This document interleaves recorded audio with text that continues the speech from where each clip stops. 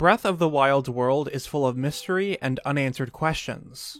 It's the result of an endless cycle of hatred, reincarnated time and time again, which results in the downfall of civilization and rise of a hero. Those with the soul of a hero, and one holding the blood of the goddess, destined to defeat an ancient evil, its history predating Hyrule itself. Impa tells us of a battle which transpired 10,000 years prior to Breath of the Wild's events. The Demon Kane's transformation into malice gave birth to an entity referred to as Calamity Ganon. Thanks to the technological advancements of the Sheikah, a tribe loyal to the royal family of Hyrule, his eventual attack was met head-on and neutralized. The combined efforts of both the Sheikah's technology and those fated to assist the ancient hero and princess led to the sealing of Calamity Ganon. The details of this battle would be lost to history with the passing of thousands of years, which brings us to the present day. A kingdom which was annihilated with the return of the Calamity, thanks to the very same technology used to seal this entity long ago. The world of Hyrule is littered with structures dating back a century, with the destruction of the kingdom along with ancient ruins, their origins unknown. One thing is clear. These structures have existed long before the events of the Great Calamity, with a lifespan surpassing thousands of years. Much of the game's story focuses on the technology created by the Sheikah tribe, whether it be the shrines that train the hero, or divine beasts and guardians which were taken over by Ganon's malice. Little is known about other ruins, such as the Forgotten Temple within the Tanagar Canyon, and the Lanayru Promenade, a path which connects Kakariko Village to the base of Mount Lanayru. But these structures pale in comparison to those of another tribe, ones which are located all across Hyrule, home to several of the shrines, used as puzzles and challenges for the hero to overcome. These ruins consist of oddly designed pillars and walls, along with statues resembling three creatures: the owl, boar, and dragon. Most of these structures lie within the Faron region, including a path snaking its way through the woods to one of the three sacred springs. Statues of dragons line this path, along with multiple enemies. This location's name? Zonai Ruins. In the entirety of Breath of the Wild, the word Zonai is used only once. There is no other mention of this particular group, even at places heavily influenced by this tribe, such as Typhlo Ruins, which is filled to the brim with similar ancient structures. Their lack of presence in Hyrule, aside from the ruins, made the mystery of both their origins and fate fall on deaf ears. It wasn't until E3 of 2019 that interest in the Zonai would spike.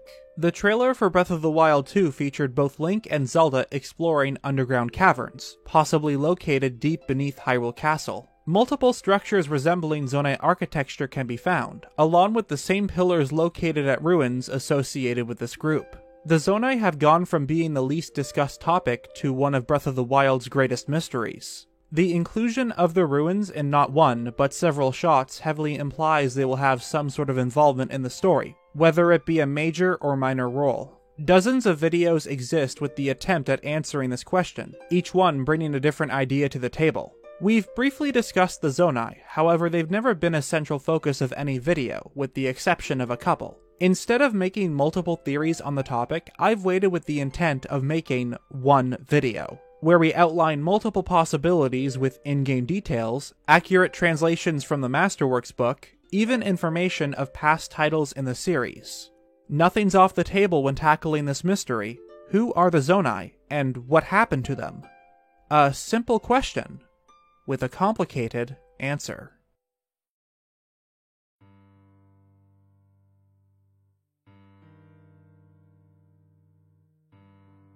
When the topic of the Zonai is brought up, most think about either the ruins from Breath of the Wild or the trailer of the sequel. Truth is, players were given hints of this tribe's existence long before the release of the game. We must go back to 2014, a year of big releases from Nintendo such as Mario Kart 8 and Super Smash Bros. For the Wii U and 3DS.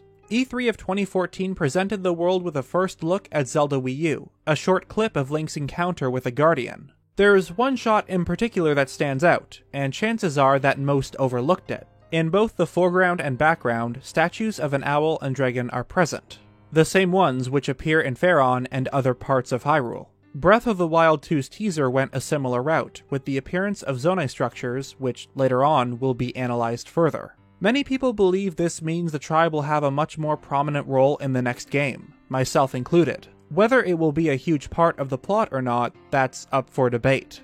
There is an argument against their appearance, as structures were present in Breath of the Wild's initial teaser, yet the Zonai had no involvement in that game's story. The appearance of the ruins in the sequel's trailer, therefore, cannot be used as concrete evidence. Technically, yes, because while the clues are there, we can't be sure of their relevance to the plot as more information is needed. It remains a theory until proven or disproven. What's different about the trailer for the sequel is that we have not only a teaser, but an entire first game to look at in terms of information. Breath of the Wild was used to create a foundation for the mystery surrounding this tribe and their absence from the world of Hyrule. Now that players have a brief insight on who the Zonai were, this knowledge has helped with gathering bits of the overall puzzle. And Breath of the Wild 2 may present us with the rest, giving us a clear answer as to what happened with this tribe. The Japanese name for Zonai is Zona. The name of their tribe comes from the word Zona, which is an anagram for Nazo, translating to mystery. So, the mystery or mysterious tribe. Typhlo Ruin's name also comes from this method. It translates to Doriberon Iseki. Iseki for ruins, and Doriberon being an anagram for Barando. Blind. Therefore, the English version used the word Typhlo, a Greek word for blind. The numerous Zonai ruins scattered across Hyrule can make the investigation of this group feel overwhelming. It's best to pinpoint one location and start from there. And what better place to start than their home base, within the region of Faron. The Zonai ruins consists of a river which snakes its way to an opening, featuring a dragon statue of huge proportions.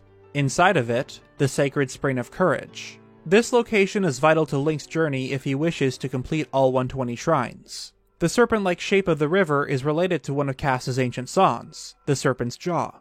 Offering one of Farasha's scales to the spring will open the path to the Shei Katha Shrine. Its reward? A Thunder Spear. More information on the Zonai ruins can be found in Creating a Champion, a localized version of the Masterworks book. To keep information as accurate as possible, we'll be using the direct translations of this book provided by Laurelian Historian.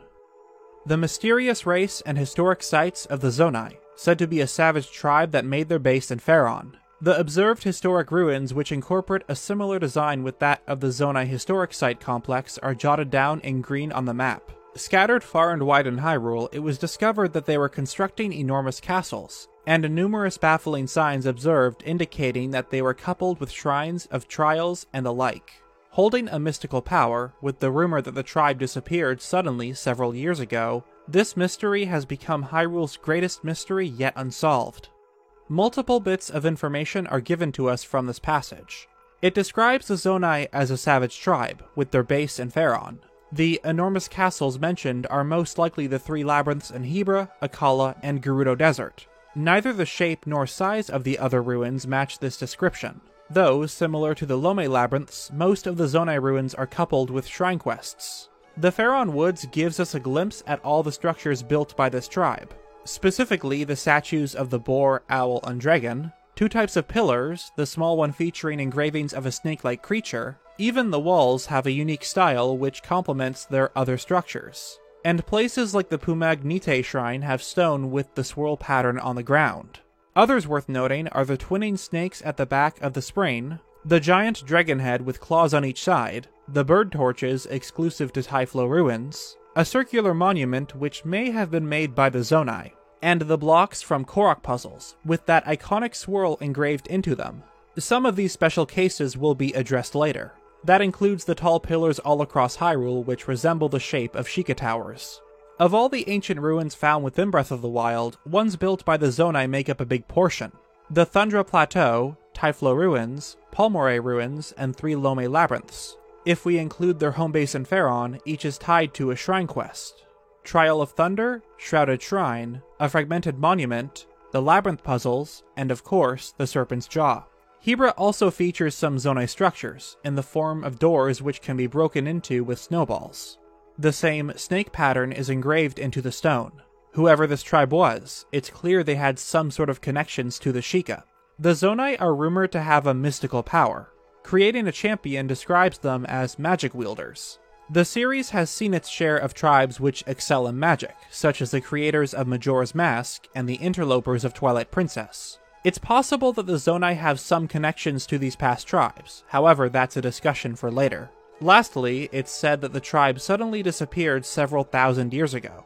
Hyrule is home to several races: Hylians, Sheikah, Zora, Rito, Gorons, Gerudo, Koroks, and not a single trace of the Zonai, aside from their ancient ruins. It's as if they've been wiped from history, and there's no mention of them in Impa's story recounting the events 10,000 years ago. This leaves us with tons of questions and not many answers. If we draw a timeline of events, taking into account their sudden disappearance and the state of the ruins, there's two possibilities. The detail which helps us greatly is the inclusion of Sheikah shrines within the Zonai's key locations, which we know were created around 10,000 years ago. The tribe only could have vanished after the ruins were built. If they were collaborating with the Sheikah to build structures specifically used for shrine puzzles, their disappearance was sometime after the technology was built. While this is possible, only the Sheikah are referenced in Impa's story, which is strange, as they too played a part in preparing for Calamity Ganon. The second option, which is much more likely, is that the Zonai tribe vanished long before the events 10,000 years ago, and the Sheikah transformed their ruins into trials for the hero. We have in-game examples which further prove this. More specifically, Typhlo Ruins and the Gerudo Wasteland. The bird torches found in the former were most likely built by the Zonai, perhaps to conquer the darkness that plagues the ruins. We don't know when this place was cast into shadow, but we do know that other locations which the environment is crucial to the Shrine Quest, like the thunderstorms in Tabantha and Faron and Sandstorm in the Gerudo Desert, vanish once the shrine is completed. Typhlo is different, as the place remains in perpetual darkness even after completing the puzzle. The bird torches within Typhlo are positioned to face another, creating a path to the Keto Wewe Shrine. If the mini-dungeons were added to the ruins, thousands of years after the tribe's disappearance, why would the Zonai position them in a way that leads to a structure that doesn't yet exist? Remember what we said regarding the second possibility. The Sheikah had transformed the ruins into trials for the hero. The small statues were moved and Typhlo was repurposed to act as a maze for the hero to conquer. Something similar is found within the Gerudo Desert. Link traverses through a sandstorm by following statues of swordswomen, pointing him in the correct direction. It's very likely these were sculpted by the Gerudo, and later moved by the Sheikah. Statues of Gerudo warriors are found around the town, and have the same low poly design. Lane describes these statues as remnants of an age-long past. It certainly sounds like they've been around for a long time. But what of the labyrinths? Masterworks has a chart which marks them as Zonai made. Their purpose is quite clear. Mazes that, once cleared, uncover blessing shrines. There's one key difference though. Other puzzles such as Shrouded Shrine and the Silent Swordswomen are structures repurposed for the sake of the quest. The Lome labyrinths differ since it's the structure itself that acts as the puzzle. No adjustments are necessary, as if it was built specifically for the Sheikah Shrine. But our recent deduction made this impossible, since the Zonai most likely disappeared before the technology was created. And that's true, if we were to assume the labyrinths were made by the Zonai. Before I elaborate further, we must discuss a topic that's sort of become a meme when it comes to the Zonai.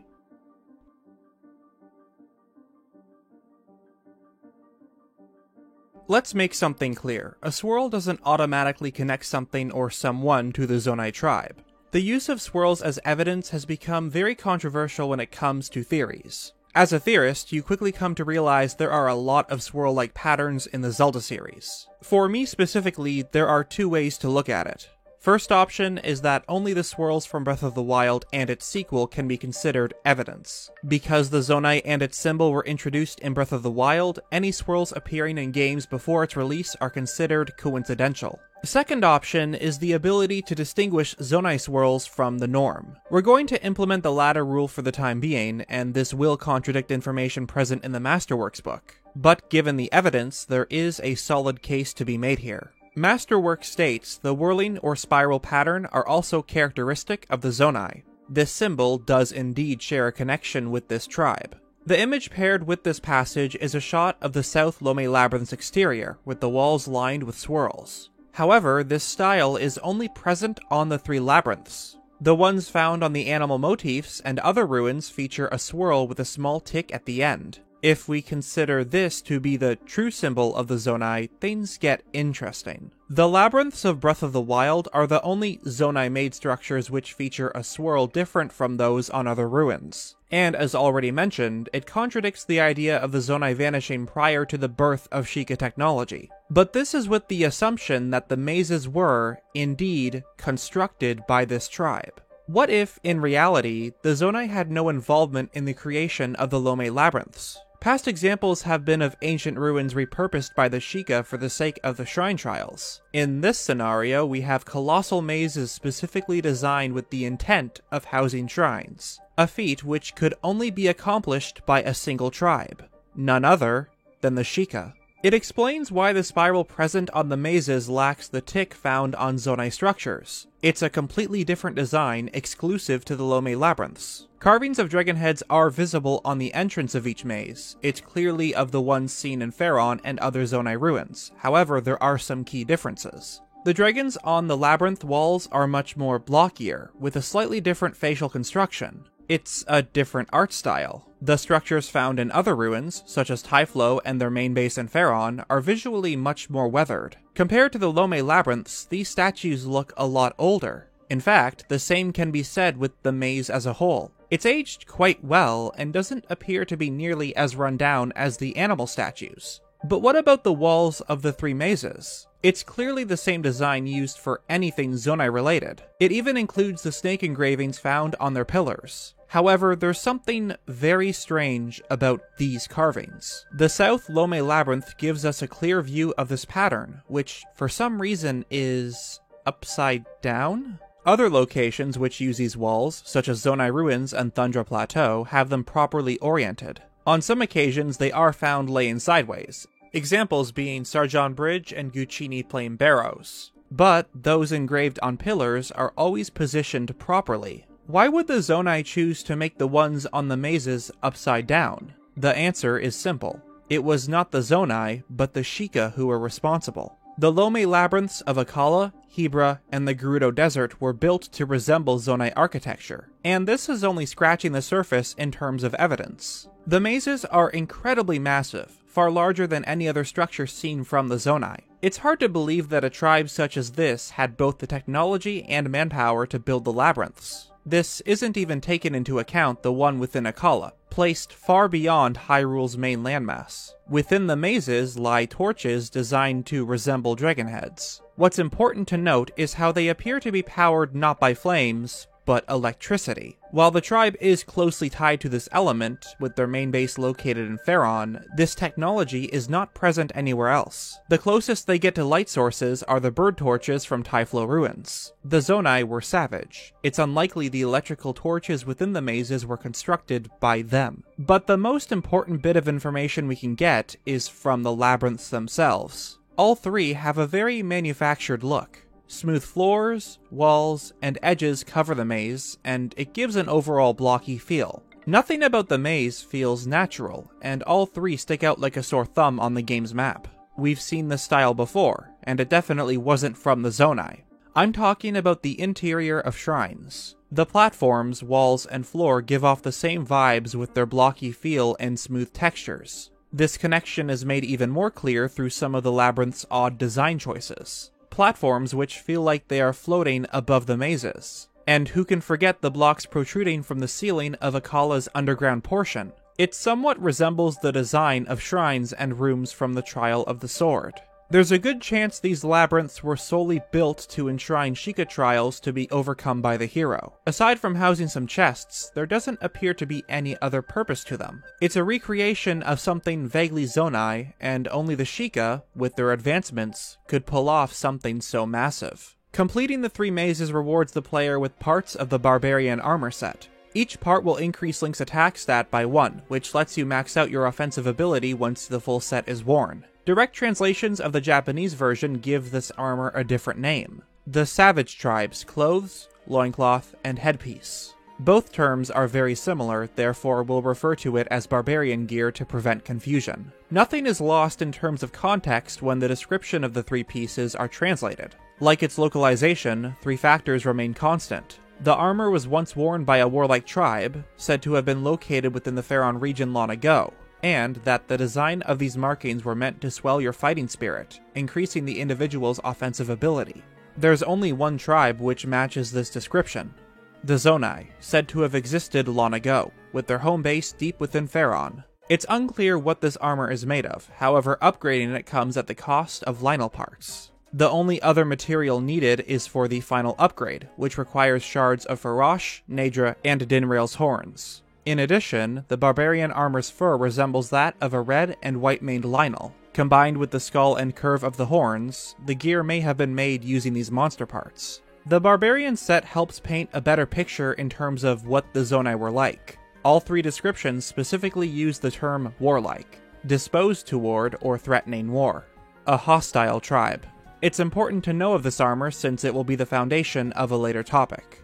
But who exactly is this tribe? While they don't make a physical appearance, we can apply what we currently know and come up with some possibilities.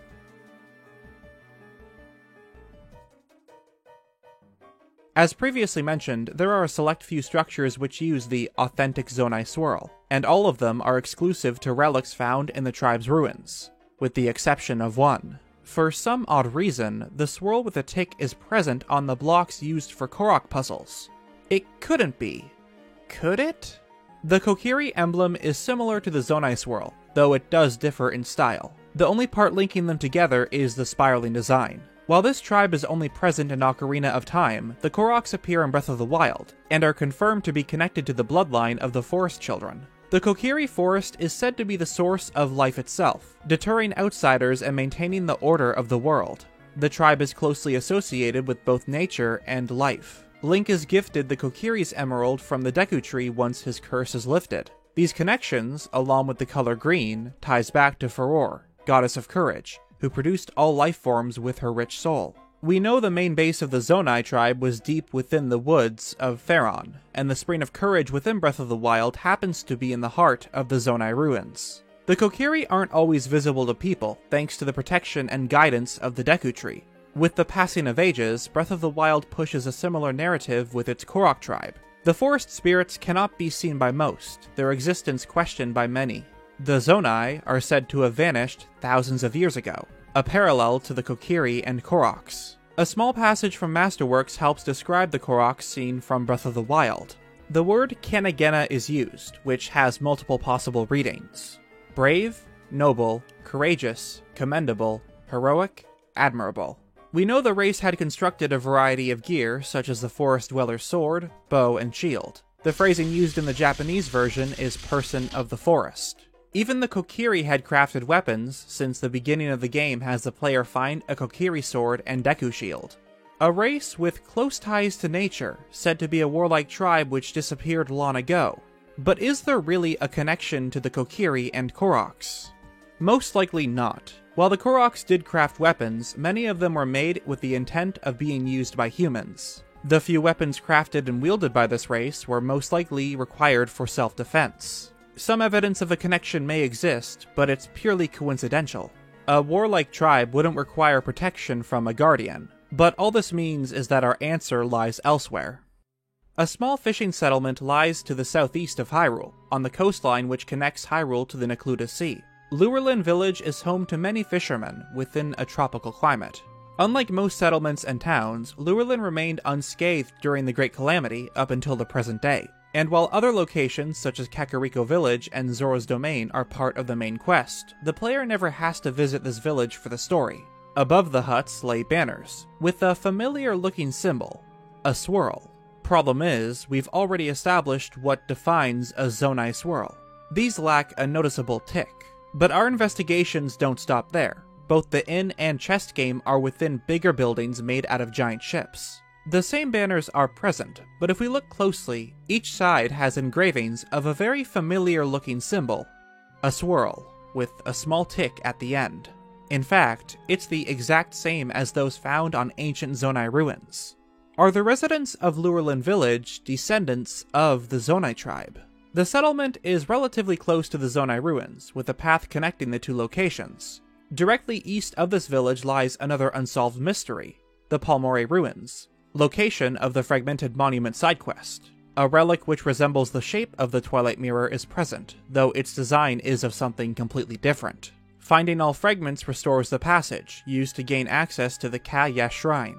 The origins of the monument are unknown, however the multiple Zonai-style pillars and walls suggest it too is a creation of the Forgotten Tribe. The text engraved is most likely made from luminous stone as it lights up in the nighttime. Other ruins from both Faron and Typhlo are often paired with this material. Examples are the luminous eyes of the dragon and owl, and the luminous ore surrounded by 6 dragon heads. Since the text is directly connected to the puzzle of the shrine, it may have been designed by the Sheikah and added to Zonai ruins. No other relics or ruins of the tribe hold a structure similar to this. The information we're looking for comes from Gurini, a local who helps translate the passage which hints at the answer to the puzzle. The symbols on the monument differ from ancient Hylian, Sheikah, or Gerudo script. This language may be associated with the barbarians of Faron. If so, this makes the exchange between Link and Gurini hold a deeper meaning. If Gurini, a resident of Lurelin, was able to translate the passage on the monument, perhaps he can read it because he is a descendant of the Zonai.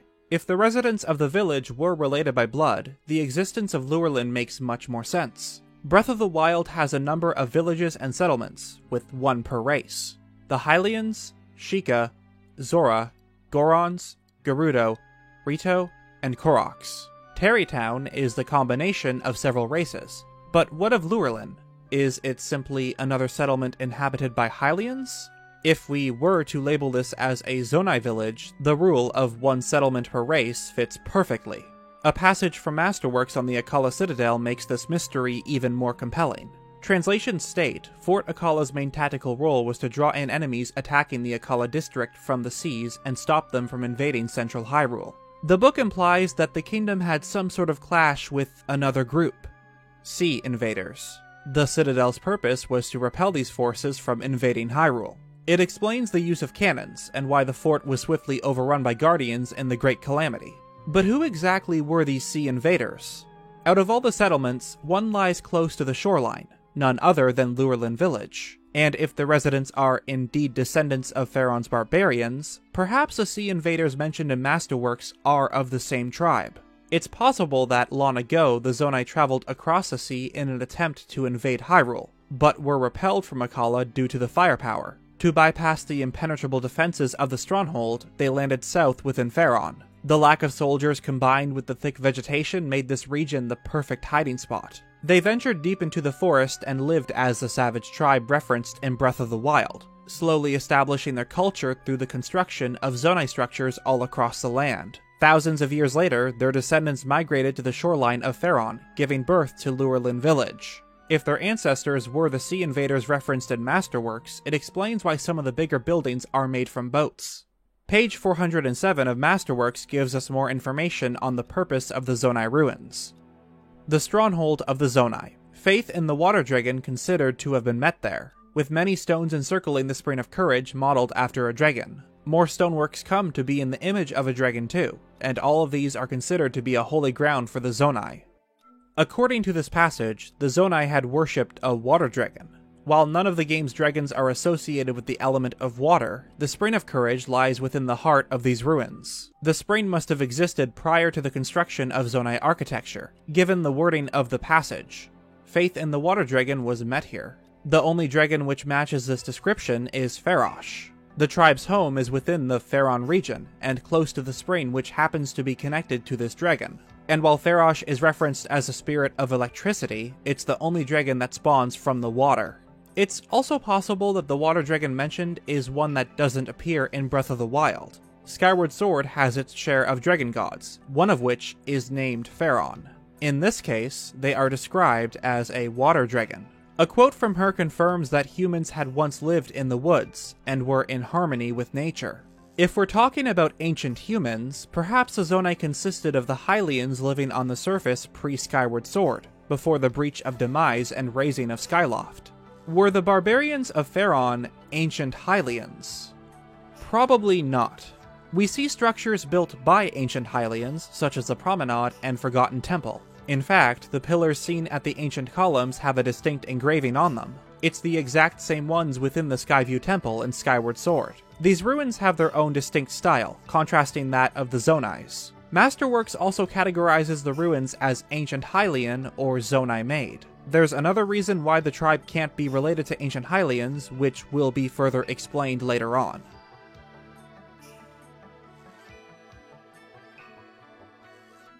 Out of all the structures built by the Zonai, one group in particular stands out: the statues which depict the face of a boar, owl, and dragon. Faron is home to many of these relics, but the owl and dragons can be found in huge quantities within Typhlo ruins. Masterworks gives us more information regarding these ruins.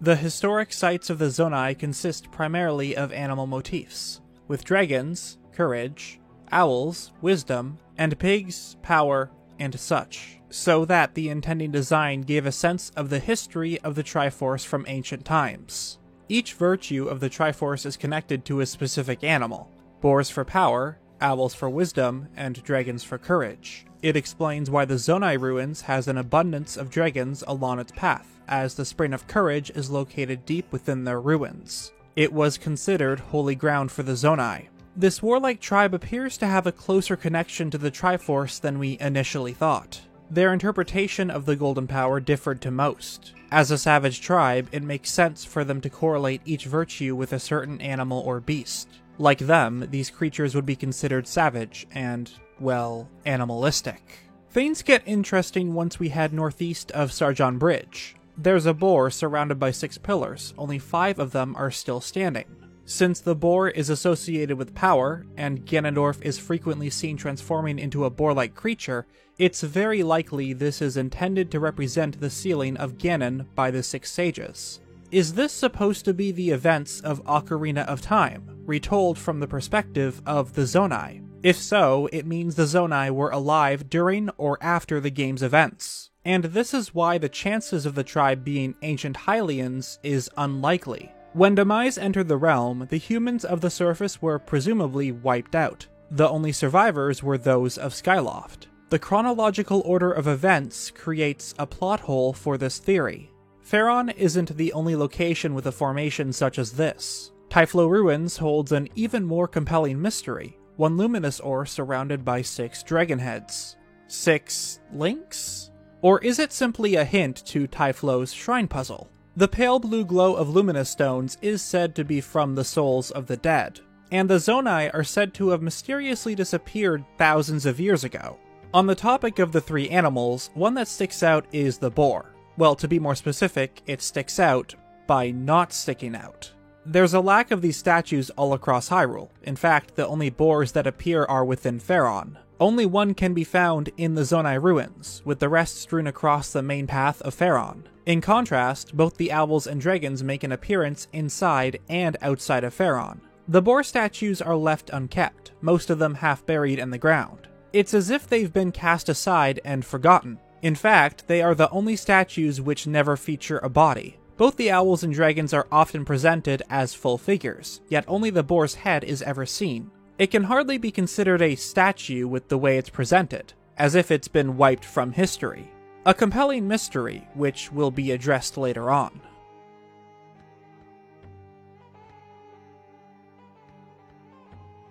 There's one Zonai structure we have yet to discuss, the towers which are scattered across Hyrule. Many of them hold chests at the top. They somewhat resemble the shape of Sheikah Towers, but what exactly is their purpose? It's one of Breath of the Wild's most bizarre mysteries. Masterworks has a passage delving further into their origins.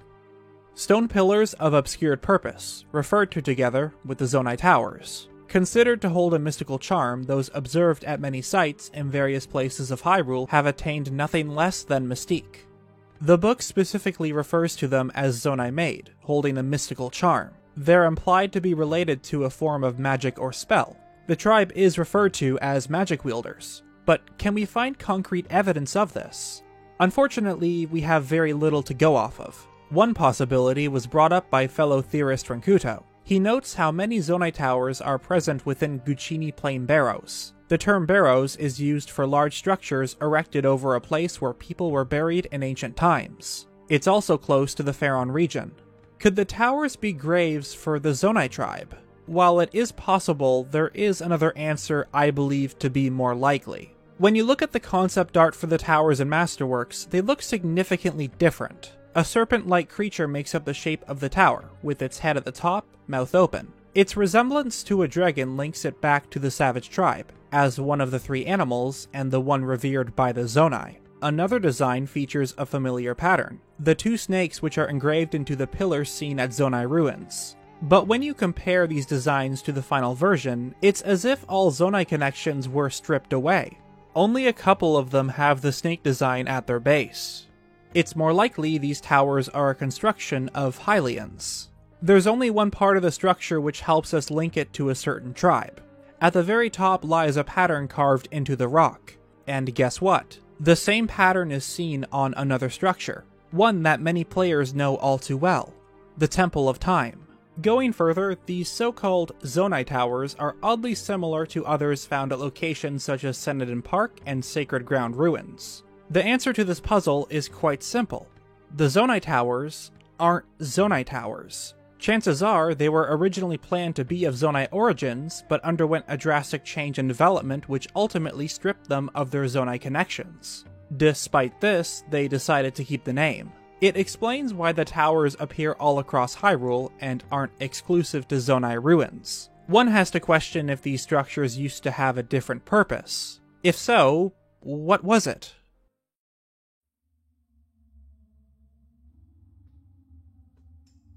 This brings us back full circle to the teaser for Breath of the Wild 2, and why the Zonai are so frequently talked about. One of the shots gives us a look at 2 pillars submerged in water, the same ones we see within Zonai ruins. The double snake pattern is also present on the 2 seen from the sequel's trailer. There's a bridge which is supported by statues of what may be dragons, however the style is different from Zonai structures. Patterns on the cavern walls depict both a dragon and owl, again with a style not yet seen in the first game. There must be some significance to these details, but what exactly? It's possible the hand-sealing Ganondorf has some connections to the ancient hero. The trailer introduces us to a greenish energy spiraling away from the corpse. We have Malice, connected to Ganondorf's dark power, and the blue fluid of the Sheikah technology, which Zelda shows an interest in. Could the green substance be tied to the virtue of courage, and therefore to the hero?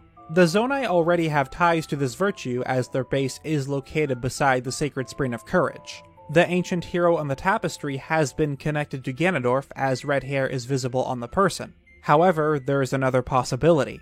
The barbarian armor, used by the Zonai, has red hair. Perhaps the ancient hero fought the Calamity while wearing the barbarian gear. A closer look at the hand brings up the question of whether it's related to the one holding Ganondorf down in the trailer, as the same energy is absorbed into Link's right hand. Others have pointed out how it may be a depiction of the jewelry on the figure, as the color closely matches. Unfortunately, the chronological order of events makes it impossible for the hand to belong to the ancient hero. Ganondorf would have been sealed below the castle before the events of the battle 10,000 years ago.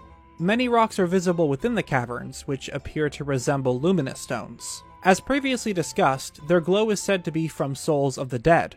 Given their abundance, perhaps it's related to the tribe's sudden disappearance. There's some cave paintings which show a man on a horse with a trident, most likely the Gerudo King Ganondorf, along with soldiers following him into battle. Adding some filters to the shot gives us the following picture. There's a portion above the head which resembles a pig mask. The Zonai were described as savages, a warlike tribe with close connections to the Triforce through their animal motifs. Were these barbarians followers of Ganondorf?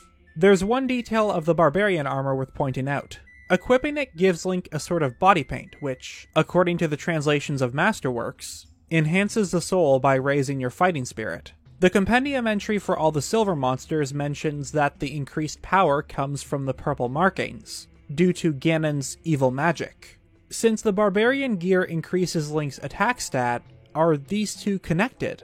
If so, it means the barbarian armor was enchanted by Ganondorf's dark power to make it stronger. And why else would he do that, unless the Zonai themselves were followers of Ganon?